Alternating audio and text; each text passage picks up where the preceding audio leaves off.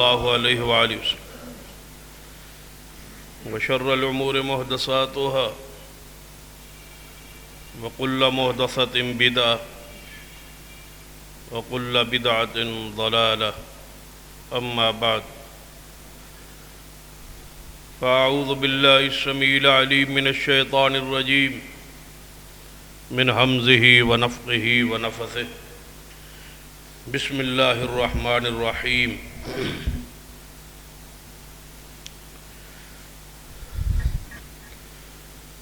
قل إن كنتم تحبون الله فاتبعوني يحببكم الله ويغفر لكم ذنوبكم والله غفور رحيم رب اشرح لي صدري ويسر لي أمري واحلل عقدة من لساني يفقهوا قولي رب زدني علما سبحان ربك رب العزة عما يصفون وسلام على المرسلين والحمد لله رب العالمين.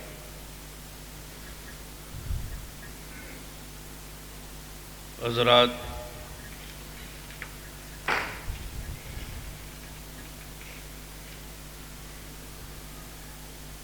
کچھ لوگ رسول رحمت صلی اللہ علیہ وسلم کے پاس تشریف لائے.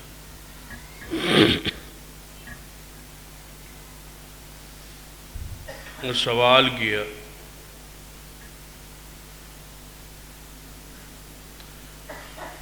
یا رسول اللہ صلی اللہ علیہ وسلم،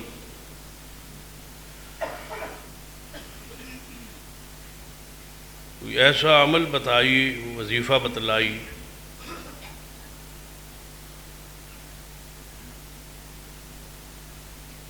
جس پر ہم عمل کریں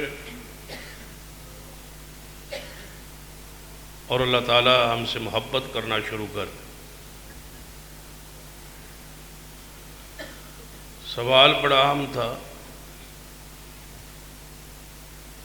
نبی اکرم صلی اللہ علیہ وسلم یہ سوال سن کے خاموش ہوئے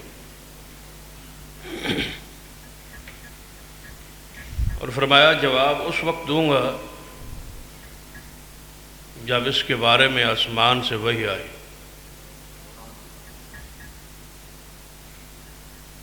آپ اندازہ کریں کہ نبی رحمت صلی اللہ علیہ وسلم جو مخلوق میں سب سے زیادہ علم والے،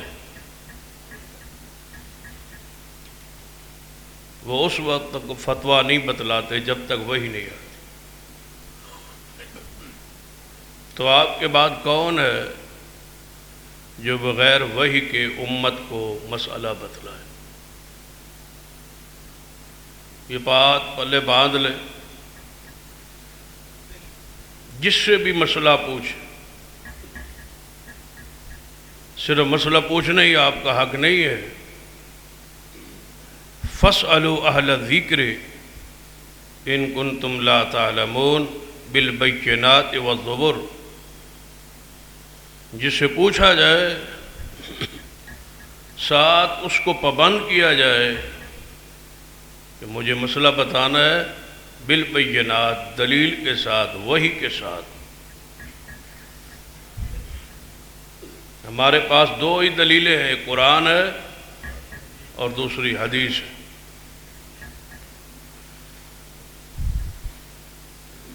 قرآن سے دلیل دیجئے یا حدیث مصطفیٰ سے. نبی علیہ السلام خاموش ہے. فرمایا وحی آئے گی تو جواب دو. سوال عام تھا. اسی وقت جبریل علیہ السلام تشریف لے آئے اور یہ آیت مبارکہ لائے جو اس وقت خطبہ مسنونہ میں پڑھی. قل، فرما دیجئے پیارے حبیب جناب محمد صلی اللہ علیہ وسلم. آپ ذرا سوچیں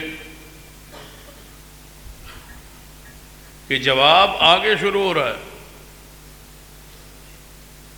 لفظ قل جو ہے اس سے آگے جواب شروع ہو رہا ہے. ان کنتم تحبون اللہ. جواب اس سے آگے، لیکن پہلے فرمایا قل، آپ فرمائی.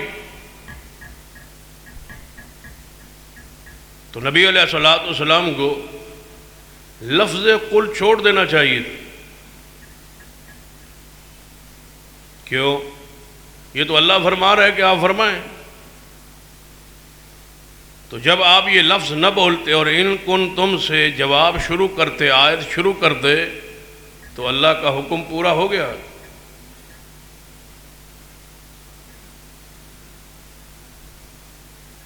یا اس کی مثال اس طرح سے، چھوٹا سا بچہ ہو،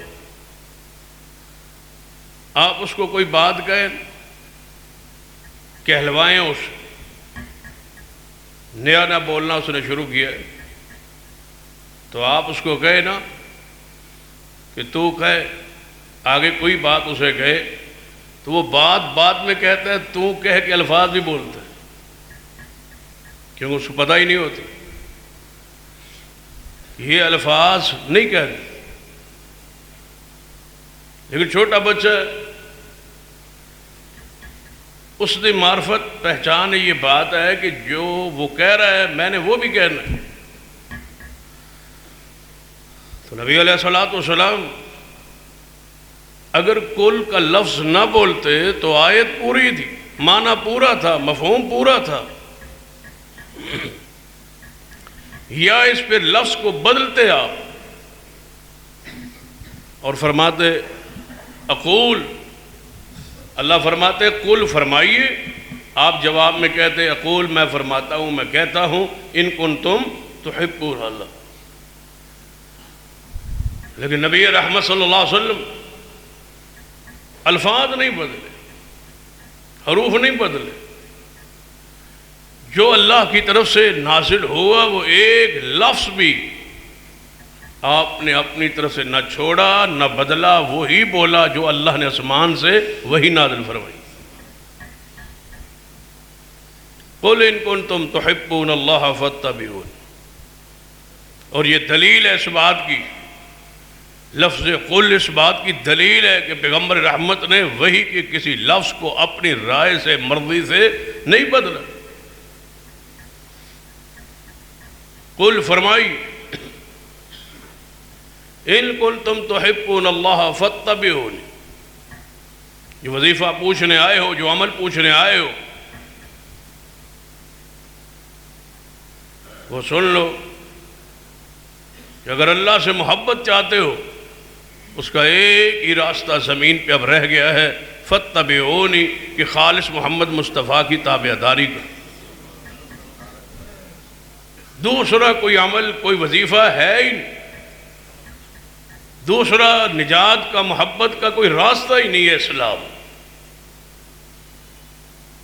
سارے راستے بند ہو چکے سوائے محمد مصطفیٰ کی اتباع. اور اتباع بہت بڑی نعمت ہے جس کو نصیب ہو جائے. یاد رکھنا، پیغمبر کی اتباع ہوتی اور پیغمبر کے علاوہ غیر نبی کی بات کو ماننا اور عمل کرنا، اسے تقلید کہا جائے. جو رسول نہ ہو، نبی نہ ہو، اس کی بات کو ماننا تقلید ہے اور پیغمبر کی بات کو ماننا اتباع ہے. کیونکہ تقلید ایسے عمل کو اور ایسی پیروی کو کہتے ہیں جس میں دلیل نہ ہو. جو بزرگ کہے اس کو مان لینا، یہ تقلید ہے، دلیل ضرورت نہیں. پیغمبر کی تقلید نہیں ہوتی، پیغمبر کی اتباع ہوتی. تقلید مطلقاً حرام ہے، یہ پیغمبر کی تقلید ہوتی ہی نہیں ہے. پیغمبر کی اتباع ہوتی ہے، اور اتباع کا معنی دلیل سے پیروی ہوتی ہے. پیغمبر کی ہر بات چونکہ دلیل ہوتی ہے، ان کی بات ماننا اتباع اور پیروی کہلاتا ہے. پیغمبر کے علاوہ جس کی آپ بات مانیں گے بغیر دلیل کے، وہ تقلید ہوگی اور اگر قرآن اور سنت کی وہ دلیل دے گا تو وہ تقلید ختم ہو جائے گی. وہ کیا ہوگی؟ اتباع کس کی؟ محمد مصطفیٰ صلی اللہ علیہ وسلم. دلیل کے ساتھ تقلید ٹوٹ جائے گی، ختم ہو جائے. مثلا سیدنا صدیق رضی اللہ تعالی، نبی رحمت صلی اللہ علیہ وسلم کی وفات پر صحابہ پریشان. حسین عمر جیسے انسان کہہ رہے تھے واللہ ما مات رسول اللہ، اللہ کی قسم رسول اللہ فوت نہیں ہوئے. دلیل کیا ہے؟ کوئی نہیں. جذبات ہے، محبت ہے، عقیدت ہے، پیار ہے. اور یہ عشق کی ایسی مار ہے کہ ان کے پاس دلیل ہوتی نہیں ہے. اور آج یہ کہا جاتا ہے کہ رسول اللہ فوت نہیں ہوئے. جب سیدنا عمر کے پاس دلیل نہیں تھی تو تمہارے پاس دلیل کہاں سے نازل ہو گئی؟ سیدنا عمر جیسے انسان فرما رہے تھے واللہ ما مات رسول اللہ، اللہ کی قسم رسول اللہ فوت نہیں ہوئے. دلیل بھرا اجتماع صحابہ، دلیل نہیں ہے. جذبات ہے، پیار ہے، محبت ہے. ایسا ہو نہیں سکتا، ذہن نہیں مانتا. رسول اللہ فرما فوت ہو جائیں، یہ ذہن نہیں قبول کرتا. نہیں فوت ہوئے، جو کہے گا اس کی گردن اڑا دو. دلیل نہیں. صدیق آئے رضی اللہ، ممبر مصطفیٰ پہ چڑھے اور فرمایا من کان منکم یعبد محمدا فإن محمدا قد مات. اے عمر، تلوار نیام میں ڈالو، یقینا رسول اللہ فوت ہو گئے. بالکل متضاد جملہ ہے. واللہ ما مات، اللہ کی قسم فوت نہیں ہوئے. ان محمدن قد مات، یقیناً فوت ہو گئے. انبیاء کے بعد رب کی زمین پر سب سے بہترین دو شخصیات آمنے سامنے کھڑی. صدیق بھی جنتی ہے، سیدنا عمر بھی جنتی. صدیق کے ایمان میں بھی کوئی شک نہیں، سیدنا عمر کے ایمان میں بھی کوئی شک نہیں. دونوں آمنے سامنے.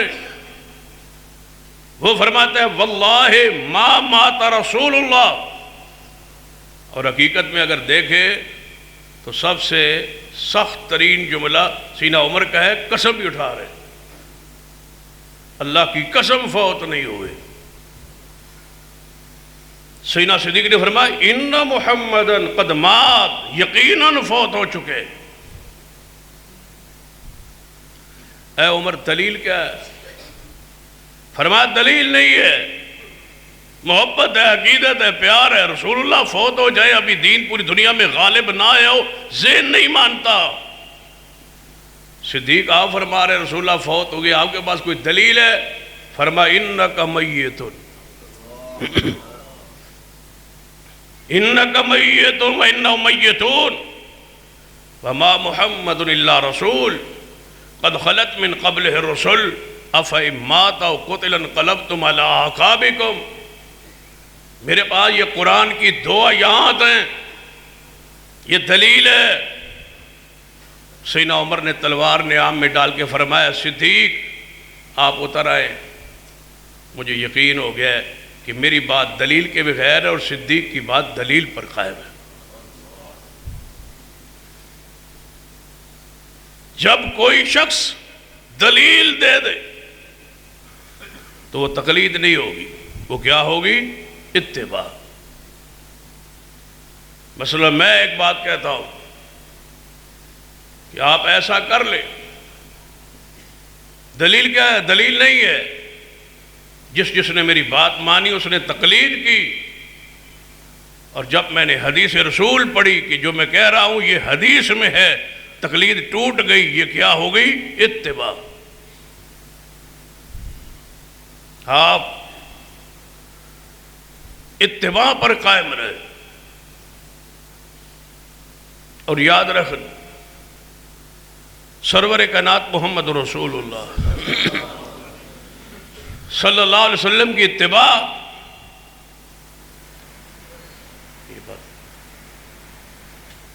آپ پر واجب ہے، فرض ہے۔ جس حالت میں بھی آپ ہے، آپ پہ اتباع رسول فرض ہے، واجب ہے، کوئی بہانہ نہیں اتباع۔ نبی رحمت صلی اللہ علیہ وسلم کی حدیث ہے، صحیح البخاری میں ہے، سیدنا عبادہ بن صامت رضی اللہ عنہ سے حدیث کے راوی فرماتے ہیں بایعنا رسول اللہ صلی اللہ علیہ وسلم علی السمع والطاعت فی المنشط والمکرہ۔ ہم نے رسول اللہ کے ہاتھ پر بیعت کی تھی کہ آپ کی ہر بات سنیں گے، ہر بات مانیں گے، چاہے خوشی میں ہو چاہے مجبوری اور تنگی میں ہو۔ ہم نے بیعت کر لی تھی رسول اللہ کی کہ آپ کی ہر بات ہم مانیں گے۔ کیا اس بیعت میں آپ داخل نہیں؟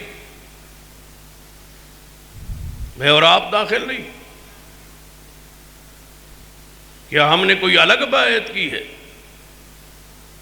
کلمہ جب پڑھ لیا ہے تو بیعت تو ہو گئی، تو کیا بیعت میری اور آپ کی کسی اور انداز میں ہے کہ خوشی میں مان لیں گے، غمی میں نہیں مانیں گے، آسانی میں مان لیں گے، تنگی میں نہیں مانیں گے؟ تو پھر یاد رکھیے آپ کا ایمان صحابہ جیسا نہیں ہے، اور جس کا ایمان صحابہ جیسا نہیں ہے وہ ایمان اللہ کے ہاں قبول ہی۔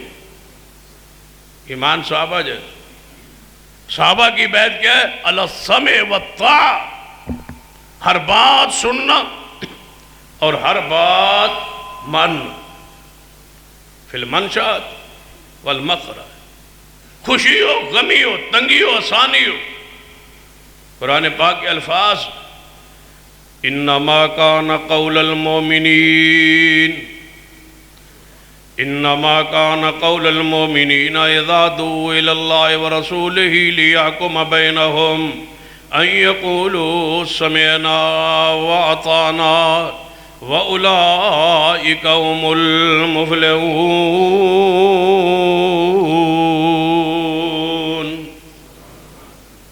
مومن ہوتا ہی وہ ہے، مومن کی تعریف ہی یہ ہے، سمعنا واطعنا، سنی اور مانی، علی السمع والطاعہ، سننا اور ماننا۔ اس پر آپ کی رسول اللہ کے ہاتھ پہ کلمہ پڑھ کے بیعت ہو چکی۔ کس دن بیعت کی تھی آپ کو یاد ہے؟ جس دن آپ دنیا میں آئے، اسی دن کان میں کہہ دیا گیا تھا اشہد ان لا الہ الا اللہ اشہد ان محمد رسول اللہ، کہ تیرا معبود اللہ ہے اور جس کی اطاعت واجب ہے وہ محمد مصطفیٰ ہے۔ بیعت ہو گئی،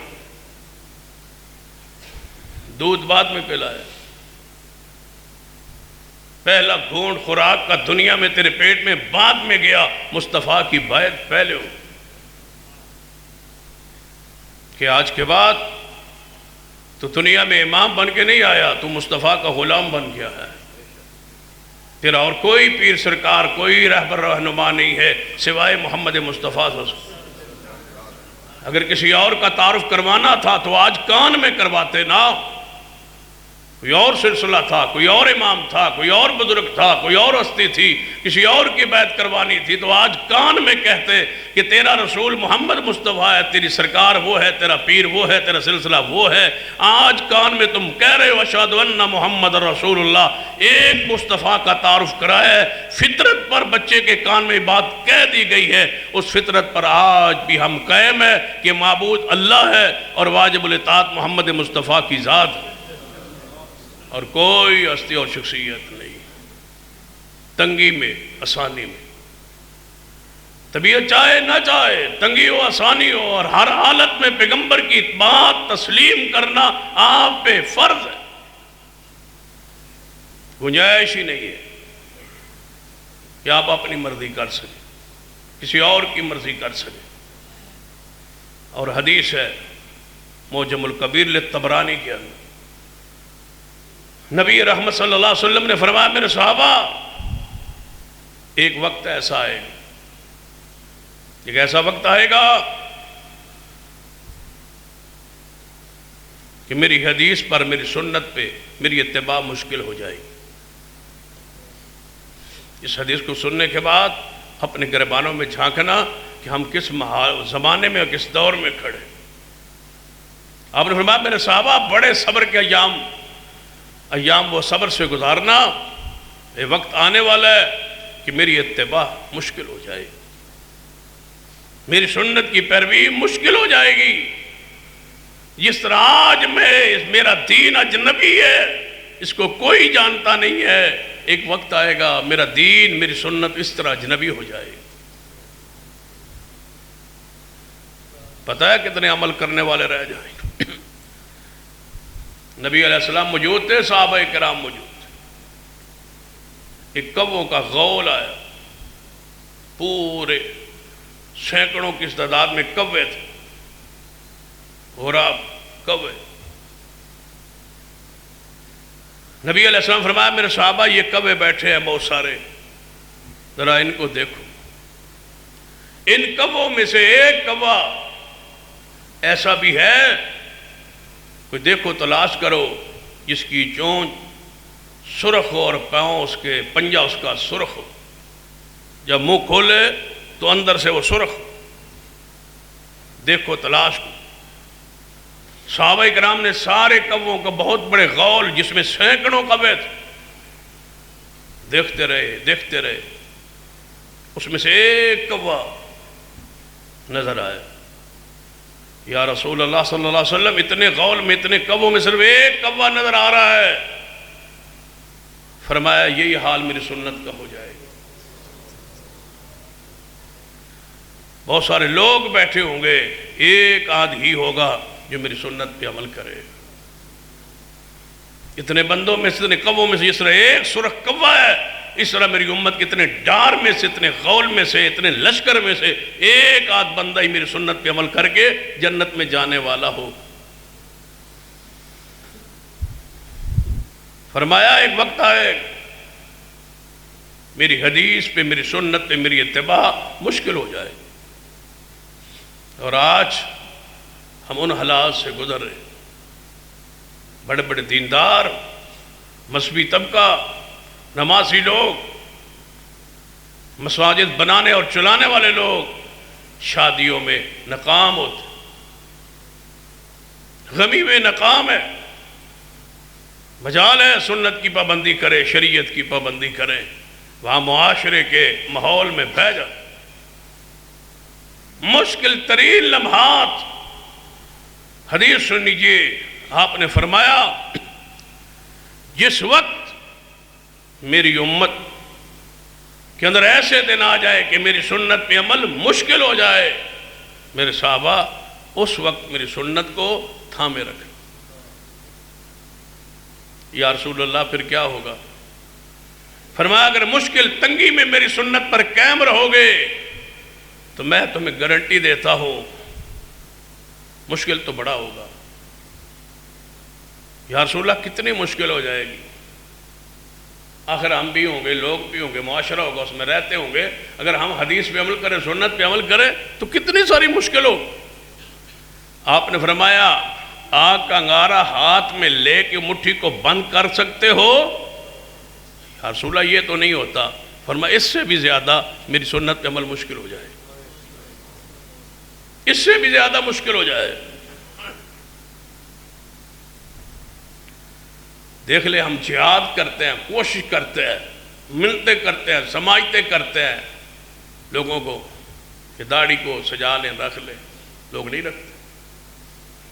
کیوں نہیں رکھتے؟ کس وجہ سے نہیں رکھتے؟ کون سی چیز آڑے آ رہی ہے؟ یہ ماحول، یہ سوسائٹی آڑے آتی ہے. کس کے آڑے آتی ہے؟ سنت اور حدیث کے. یہ آگ کا انگارہ نہیں ہے تو کیا؟ پردے کی حالت دیکھ،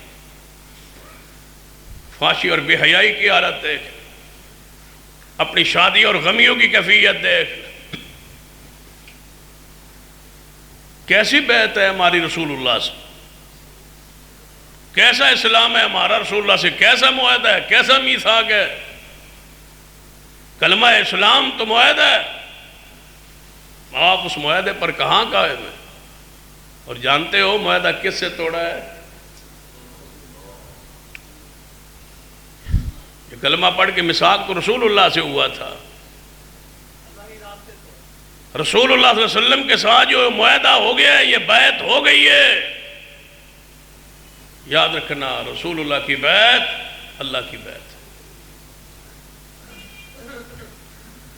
رسول اللہ کی اطاعت اللہ کی اطاعت. من یطع الرسول فقد اطاع اللہ. جس نے رسول اللہ سے بیعت کی، حقیقت میں یہ کس سے بیعت ہے؟ اللہ سے.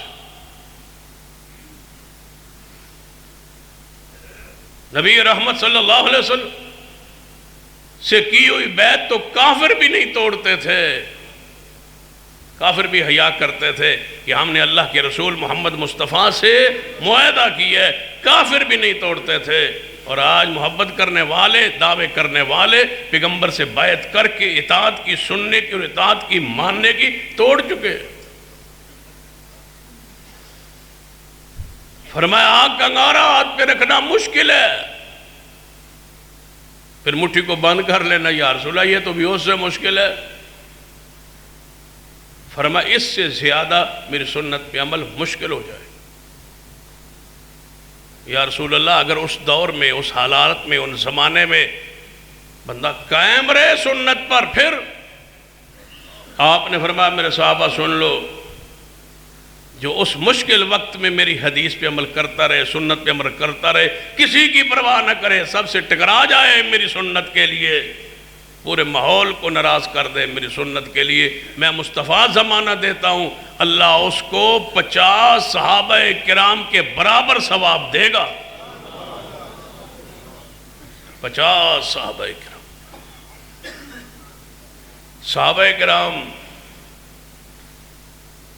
اب آپ سوچیں گے صحابہ کرام کے برابر ثواب، صحابہ کا ثواب کتنا تھا؟ اب ذرا بخاری کی وہ حدیث یاد کریں جو مشہور حدیث ہے، تم احد پہاڑ کے برابر سونا خرچ کرو. اور میرا صحابی ایک مٹھ جو کی خرچ کر دے تو تم ان کے ثواب کو نہیں پہنچ سکتے. صحابی کے عمل کا اتنا ثواب اور 50 صحابہ کرام کے برابر ثواب. لیکن مشکل وقت دیکھیے، مشکل وقت میں حدیث پہ قائم رہنا کتنا مشکل ہے. آئیے اس حوالے سے پہلے صدیق کو پڑھیے رضی اللہ تعالی. جو ہی محبوب دنیا سے تشریف لے گئے، قبیلے کے لوگ مرتد ہو. آپ نے فرمایا لشکر تیار کیا جائے، ان کے خلاف جہاد کرے. فرمایا امیر المومنین ہر طرف آپ لشکر بھیجے جا رہے ہیں. فرمایا یہ لشکر مرتدین کے خلاف جہاد کے لیے جائے گا. فرمایا دوسرا لشکر ترتیب دو. مسیلمہ قذاب جس نے جھوٹے نبوت کا دعویٰ کیا ہے، اس کے خلاف لشکر تیار کیا جائے. تیسرا لشکر تیار کرو. جن لوگوں نے زکوٰۃ دینے سے انکار کیا ہے، روکی ہے زکوٰۃ، حکومت وقت کو، امیر المومنین کو زکوٰۃ نہیں دے رہے، ان کے خلاف جہاد کے لیے لشکر تیار کرو. چوتھا لشکر تیار کرو. سیدنا اسامہ رضی اللہ تعالی جیش اسامہ، لشکر اسامہ، اس کو شام روم کی طرف بھیجو. جب 4 لشکر ایک ہی وقت میں مدینے سے نکلنے لگے، سارے صحابہ ایک طرف تھے. ایک صحابی حسین صدیق کے ساتھ نہیں تھا. سب نے کہا یہ فیصلہ درست نہیں ہے، مدینہ خالی ہے. رسول رحمت کو دنیا سے گیا عرصہ زیادہ نہیں گزرا، چند دن ہے. دنیا کی نظریں مدینہ پر ہے. مدینہ خالی ہو گیا، حملہ ہو جائے گا. اور اگر مرکز کمزور ہو گیا، یہ سارے لشکر مدینے سے باہر ہوں گے، واپس نہیں آئیں گے. بہت بڑا ملت اسلامیہ کا نقصان ہوگا. اے صدیق ایسا نہ کرے، کچھ لشکر روک لیں، ابھی سارے محاذ نہ کھولیں. یہی مصیبت اور بیماری ہم میں. سوچ کے سمجھ کے یہاں تک کام کرنا چاہیے، اسے آگے نہیں کرنا چاہیے۔ یہ سارے صحابہ کرام صدیق کو سمجھا رہے تھے کہ صدیق کے ایمان کو پہنچنا بہت مشکل ہے۔ صدیق نے جواب فرمایا، اے عمر، اے عثمان، اے علی، اے دیگر اصحاب رسول، سن لو، مدینہ ہو جائے خالی، میں رہ جاؤں اکیلا، اور ساری دنیا کے کفر دشمن مدینے پہ پڑے ٹوٹ، اور میری کر دے بوٹیاں، اور بوٹیاں لے جائیں پرندے اور درندے، یہ گوارا ہے؟ دین میں تبدیلی ہو صدیق کو گوارا نہیں ہے۔ میں بھیجوں گا سارے لشکر، سارے بھیجے۔ 4 جب لشکر مدینہ سے باہر نکلے، کافر کانپ گئے۔ ہم سمجھتے تھے محمد مصطفیٰ کے بعد جہاد رک جائے گا، یہ تو لشکر پہ لشکر روانہ ہو رہے۔ ساری امت پکار اٹھی، صدیق جس اتباع کے درجے پر تو پہنچ چکا ہے وہاں کوئی نہیں پہنچتا۔ اس سے بڑا مشکل موقع کون سا تھا؟ اس سے بڑی تنگی کا موقع کوئی نہیں ہے۔ صدیق نے استقامت دکھا کے امت کو پیغام دی ہے، بایعنا رسول اللہ علی السمع والطاعہ، پیغمبر کی بیعت ہو چکی ہے، اب جتنے حالات بھی خراب ہوں پیغمبر کی حدیث پہ عمل ہوگا۔ سارے صحابہ آئے، فرمایا باقی لشکر جانے دے، لشکر اسامہ کو روک لیں۔ بخاری کی حدیث ہے، جس لشکر رسول اللہ روانہ کر چکے میں کیوں روکوں؟ فرمایا لشکر اسامہ کا امیر تبدیل کر دے، وہ جوان ہے، بچہ ہے، 17 سال عمر ہے، کمانڈر کوئی اور بنا دے۔ کیا فرمایا تھا؟ تم سیانے ہو یا محمد مصطفیٰ جن کو انہوں نے امیر بنایا میں ہٹا دوں؟ یہ نہیں ہو سکتا۔ صدیق کوئی سنت طریقہ مصطفیٰ کو بدلنے کے لیے تیار نہیں ہے۔ یہ ہے اتباع۔ مشکل وقت ایک اور، سیدہ فاطمہ آئی تھی رضی اللہ عنہ۔ کیا صدیق، یہ جو ہماری وراثت کا مسئلہ ہے، رسول اللہ جو خیبر کی زمین باغ فدق چھوڑ گئے، کیا یہ ہمارا حصہ نہیں؟ میں کہتا ہوں صدیق کی خلافت کا سب سے مشکل ترین فیصلہ یہ تھا۔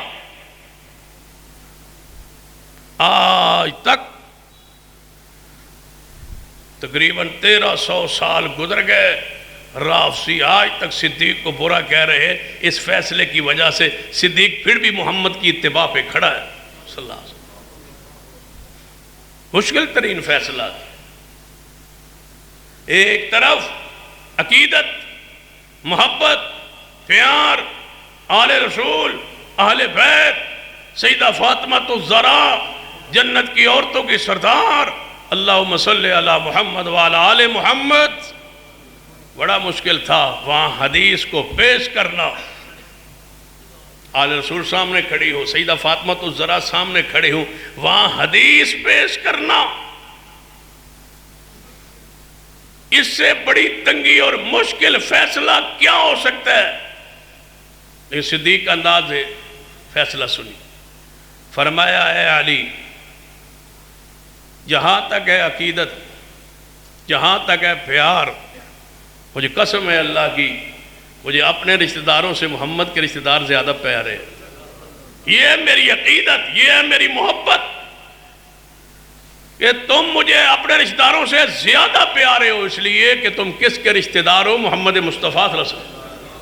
اور جہاں تک ہے سنت، حدیث، دین، میرے پاس ایک حدیث ہے، ٹھیک ہے شاید یہ حدیث آپ کے سامنے رکھوں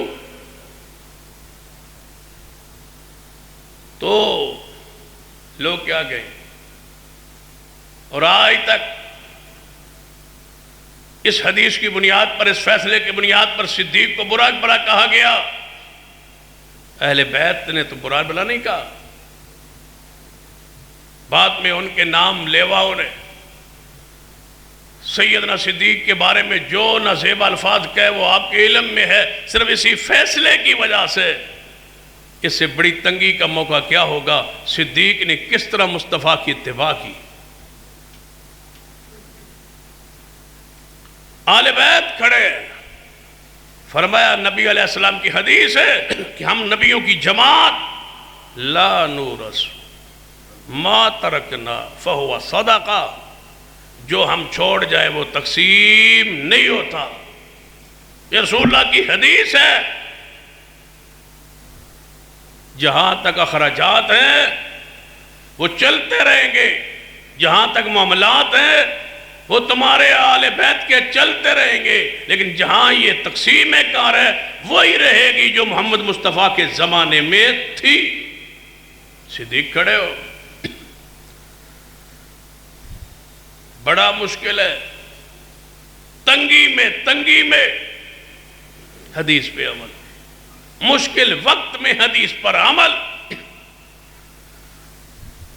آج اپنی کیفیت دیکھے اور جنہیں بیعت کی تھی ان کی کیفیت دیکھے.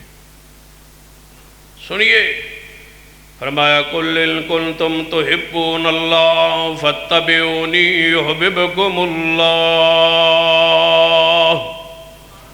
اگر اللہ سے خالص محبت چاہتے ہو تو اطاعت صرف ہر حال میں کس کی؟ محمد مصطفیٰ صلی اللہ علیہ وسلم.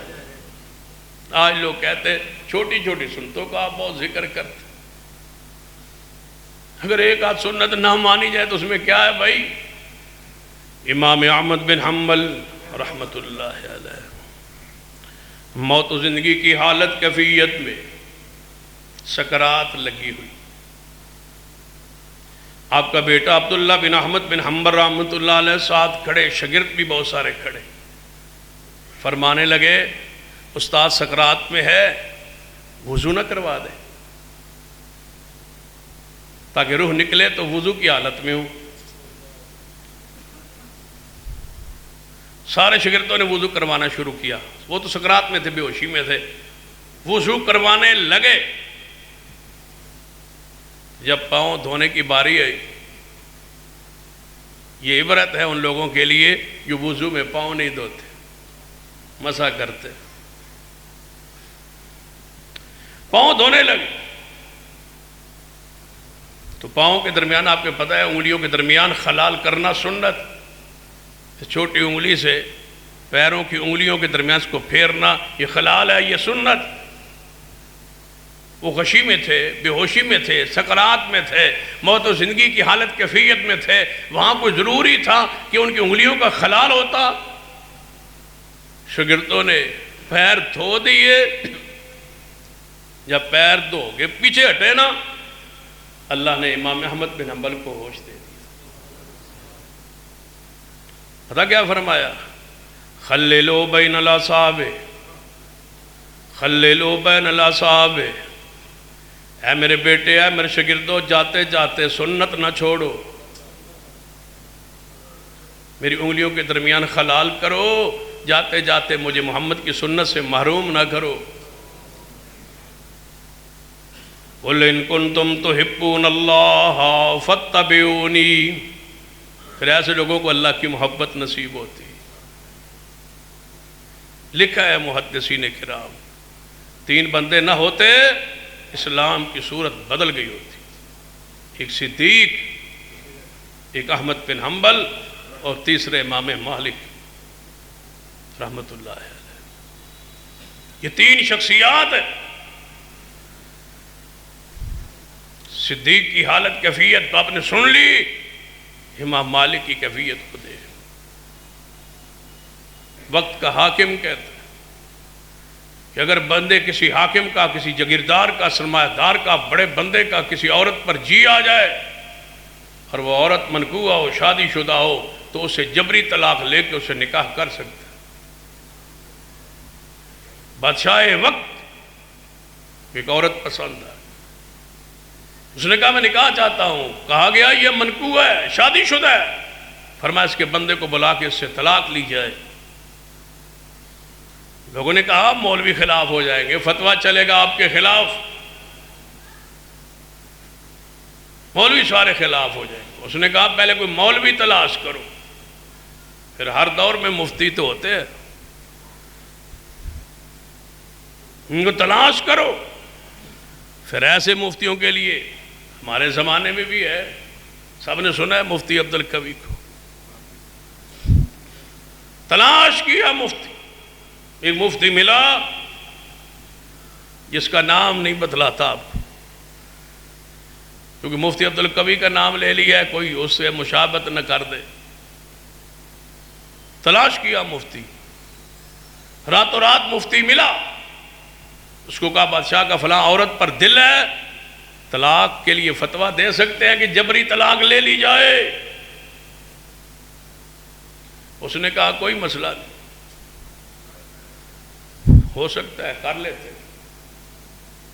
کیا یہاں نکاح نہیں ہوئے؟ تمہارا وزیر اعظم دم نہیں کروانے گیا تھا، دعا کروانے گیا تھا، اور پھر نکاح ہوا. اس نے کہا میرا اس پر دل ہے، اس سے نکاح کر لیں، لہذا اس کے شوہر کو طلاق دے. اس نے کہا میں نہیں دیتا طلاق. اس نے کہا جبری. اس نے کہا جبری ہوتی نہیں. اس نے کہا مولوی ہیں فتویٰ لے لے. فتویٰ لے لیا. اس نے کہا فتوے کے ساتھ ہی میں آرڈر کرتا ہوں آج کے بعد یہ جو مفتی ہے نا یہ قاضی ہوگا، چیف جسٹس ہوگا ہمارے ملک کا. جس ملک کا چیف جسٹس ایسے ہوگا پھر یہ ہندوستان میں جتنی تباہی ہے اسی مفتی کی پھیلائی ہوئی. مفتی کا نام جان بوجھ کے نہیں میں نے بتلایا. قاضی بنے، آج بھی ان کے نام کے ساتھ قاضی لگتا ہے. امام مالک کھڑے ہو گئے بھائی، اور یاد رکھو اگر امام مالک اس دن کھڑے نہ ہوتے آج بھی میری اور آپ کی عزت محفوظ نہ ہوتی. جس کا جی چاہتا کسی کی عورت کو لے جاتا اور کہتا جبری طلاق، بندوق کی نوک پہ اس سے طلاق لیتا اور نکاح کرتا، کسی کی عزت محفوظ نہ رہتی. یہ پوری حیات کو سنت کے آگے پورا جو ضلالت پھیل رہی تھی اس کے آگے باندھ ہے. تو امام مالک رحمت اللہ فرمایا نہیں، جبری طلاق نہیں ہے، یہ زنا ہے. بادشاہ نے اگر نکاح کرے گا تو زنا کرے گا. انہوں نے کہا امام مالک کو بند کر دو. بند کر دیا گیا. جیل میں ڈال دو. جیل میں ڈال دیا گیا. داڑھی مونڈ تو مونڈ دی گئی. اس کو گدھے پہ سوار کرو. سوار کیا گیا. اس کے منہ کو سیاہ کر دو. سیاہ کر دیا گیا. لیکن امام مالک پورے مدینے میں کہتے جا رہے تھے میری داڑھی کی وجہ سے جو میری صورت آپ شہر مجھے نہ پہچان پائے، میں امام مالک ہوں. میں امام مالک ہوں. میں ہوں مالک بن انس. کیونکہ میری داڑھی شہید ہو گئی ہے، شاید میری شکل سے نہ پہچان سکو. جو جانتا ہے وہ تو جانتا ہے، جو نہیں جانتا وہ جان لے. میں ہی امام مالک ہوں. آج مجھے جیل سے نکال کے گدھے پہ چڑھا کے یہاں پھیلایا گیا ہے. میں کہتا ہوں جبری طلاق نہیں ہوتی، جبری طلاق نہیں ہوتی، جبری طلاق نہیں ہوتی. قوم کے لوگوں میں تمہاری عزت کے لیے کھڑا ہوں، سنت کے لیے کھڑا ہوں. اور حکمرانوں سے کہا سن لو، کوڑے مارو، جو مرضی کہو، لیکن یاد رکھنا مجھے منوانا ہے تو قرآن کی آیت پیش کرنی پڑے گی یا مصطفیٰ کی حدیث پیش کرنی پڑے گی. یہ ہے امام مالک. یہ ہے بایعنا رسول اللہ علی السمع والطاعۃ فی المنشط والمکرہ. خوشی ہو تنگی ہو آسانی، ہر حال میں مصطفیٰ کی اتباع. تیسری شخص کو کھولے امام احمد بن حنبل. وقت کے حاکم نے کہا تھا قرآن اللہ کی مخلوق ہے، یہ اللہ کی صفت نہیں ہے. امام احمد بن حنبل اکیلے کھڑے ہو گئے تھے. فرمایا نہیں، یہ اللہ کی مخلوق نہیں ہے، یہ اللہ کا کلام ہے. جیل میں ڈال دی. جب جیل میں گئے نا تو علماء کا ایک وفد آیا حکومت کی طرف سے جیل میں ملنے، کیونکہ جیل میں ملنا ذرا آسان ہوتا ہے، وہاں باتیں طے ہوتی ہیں، آسانی ہوتی ہے. حکومت کی بندہ تعویل میں ہوتا ہے، مذاکرات وہاں آسان ہوتا. جس سے مذاکرات کرنے اس کو جیل میں ڈال دیتے. جیل میں ڈالا. حکومتی وفد گیا امام احمد بن حنبل کے پاس. علماء گئے، کہنے لگے علماء، اور حکومت کو ہر وقت علماء ایسے مل جاتے ہیں بد نصیب. اور یاد رکھنا درباری اور سرکاری ملاؤ، انشاءاللہ یہ علماء حق پر، سنت پر، دین پر، شریعت پر، اتحاد پر انشاءاللہ یہ قائم رہے. تم آج ہو کل نہیں ہو. علامہ شہید فرمایا کرتے تھے یہ اقتدار کی گرتی ہوئی دیوار ہے، جب یہ گرے گی تم بھی گر جاؤ. اس کی کیا حیثیت؟ آج مختلف انداز میں علماء کو خریدا جا رہا ہے. کبھی وفاق کے لالچ دے کے، کبھی سندوں کا لالچ دے کے، کبھی عہدوں کا لالچ دے کے، تاکہ ہمارے خلاف یہ مؤثر آواز نہ پیدا کر سکے اور نہ اتحاد ہو سکے علماء کا. یہ سمجھ گئے جب تک علماء متفق ہے، متحد ہے، یہ مساجد کو سرکاری تعویل میں نہیں لیا جا سکتا. اگر ان کی زبانوں کو بند کرنا ہے، ان کو سرکاری تعویل میں لینے کا ایک ہی راستہ ہے کہ مولوی خریدے جا رہے ہیں. اور انشاءاللہ یہ مساجد آج بھی آزاد ہے اور انشاءاللہ پاکستان میں ایسا نہیں ہونے دے. یہ مساجد آزاد رہے، انشاءاللہ علماء متحد و متفق رہے.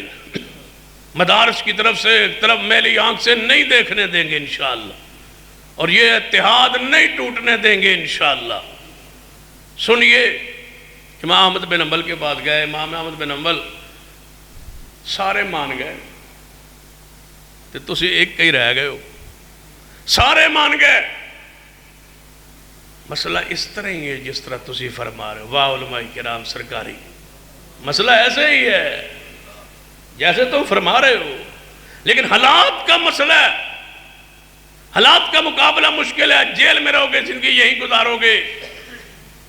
امام احمد بن حنبل نے فرمایا جو عام لوگ ہیں، علماء کرام مجھے بتاؤ، جو عام لوگ ہیں ان کو مسئلے کا پتہ نہیں کہ خالص علمی مسئلہ ہے، اور علماء تقیہ کر لیں، چھپا لیں. مجھے بتاؤ رب کی زمین پہ پھر دین بیان کون کرے؟ ایسا نہیں ہو سکتا. پھر کوڑے مارے گئے.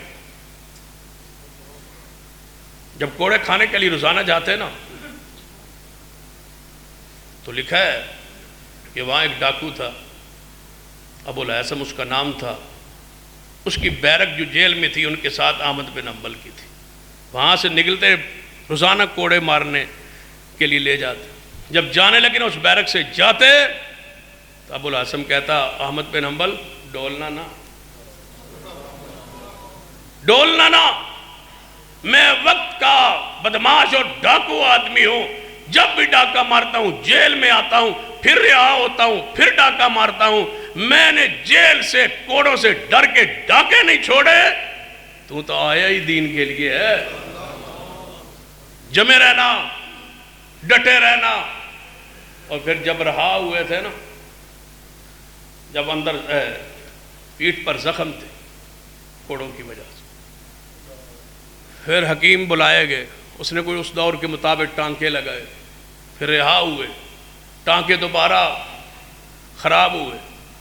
اندر کوئی گوشت کا ٹکڑا کچا تھا.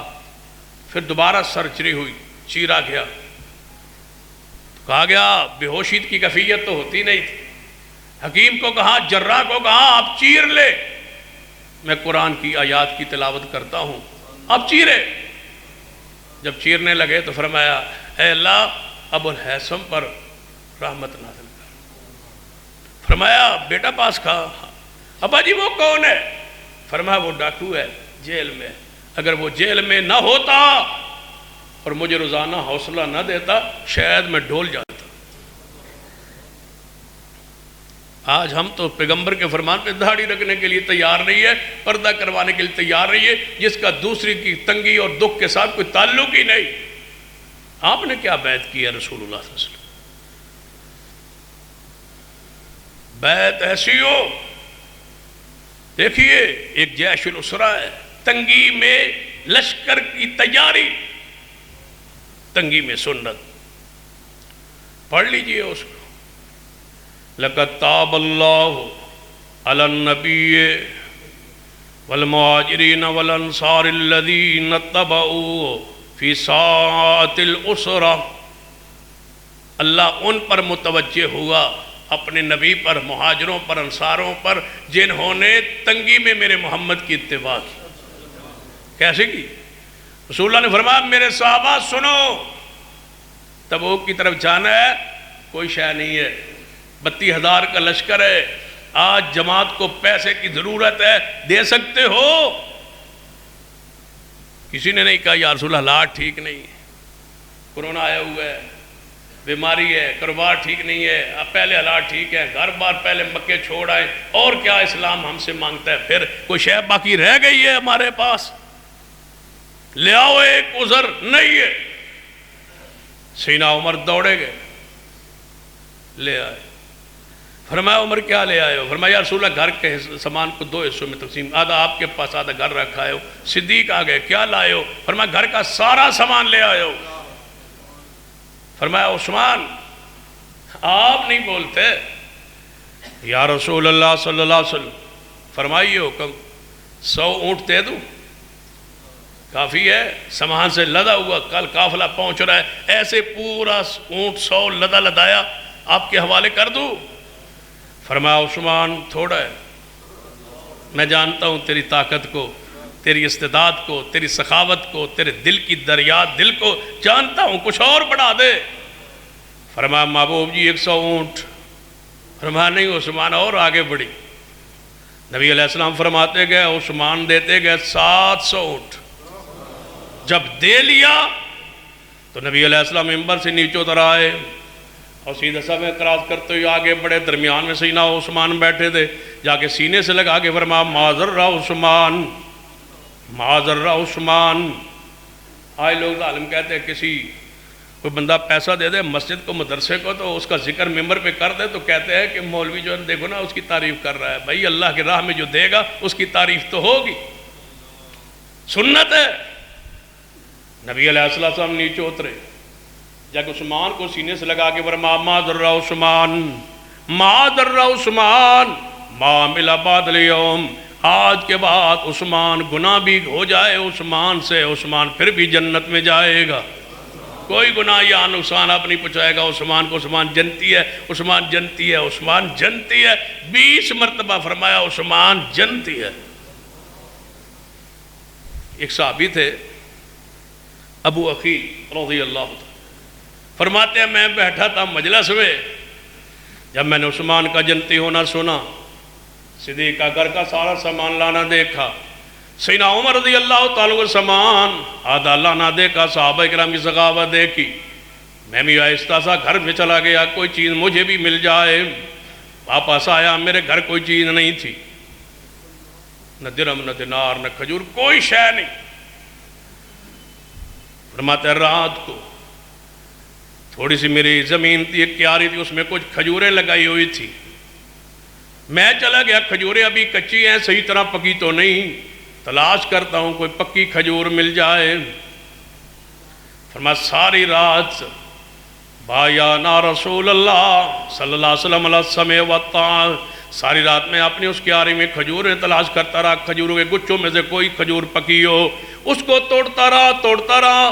فرماتے ہیں 1 کلو یا 1.5 کلو کھجور ہوگی، ساری رات وہ چنتا رہا، وہ اکٹھی کرتا رہا، سویرے محبوب علیہ السلام کی خدمت میں حاضر ہوا، محبوب جی ساری رات یہ کھجوریں اکٹھی کرتا رہا، سویا نہیں ہوں، میری بھی خواہش تھی کہ میں بھی اس میں حصہ ڈالوں، لیکن میرے پاس کچھ نہیں تھا، یہ لایا ہوں۔ نبی علیہ السلام نے کھجوروں کو پکڑا، فرمایا میرے صحابہ اس 1.5 کلو جتنی کھجور ہے ابو عقیل لایا ہے، اس ساری کھجور کو اس سارے ڈھیر کے اوپر بکھیر دو، ایسے محسوس ہو جیسے ابو عقیل کی کھجوروں کے نیچے سارا ڈھیر چھپ جائے، تو میں ایسا کہہ سکوں کہ یہ سارا مال دیا ہے تو ابو عقیل نے دیا ہے۔ یہ وہ انداز ہے محبت کا اور اطاعت کا اور اتباع کا۔ سیدنا ابو خیثمہ رضی اللہ تعالیٰ کو پڑھ کے دیکھو، فرماتے ہیں میں غزوہ تبوک میں پیچھے رہ گیا، 2 بیویاں تھی، 2 بیویوں کے درمیان میں بیٹھا تھا، انہوں نے پانی لگایا، میرے سامنے پانی شربت بنایا، پانی رکھا، کھانا رکھا، دسترخوان لگایا، بس دل میں خیال ہے ابو خیثمہ تم بیویوں کے درمیان بیٹھا ہے اور میرا محبوب تبوک کے سفر میں، تو رسول اللہ نے فرمایا تب وہاں جانا ہے اور تو یہاں بیٹھا ہے، وہاں پتہ نہیں کھجوریں بھی نصیب ہیں یا نہیں، وہاں پتہ نہیں کھجوریں بھی نصیب ہیں یا نہیں، یہاں ساری نعمتوں میں بیٹھا ہے. بیوی کو کہا کھانا رکھیں، اب کھانا محمد مصطفیٰ کے ساتھ ہی کھائیں گے. ہم نے بات کیا، بیعت کیا، یا نا رسول اللہ علی السمع والطاعہ فی المنشط والمقرہ. خوشی اندر، غمی اندر، ہر حال میں مصطفیٰ کی اتباع کا وعدہ کیا، بیعت کی ہے.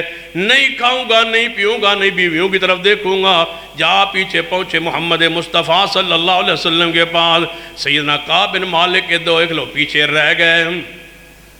پھر محبوب نے بائیکاٹ کیا. یہاں تو بائیکاٹ کا تصور ہی نہیں.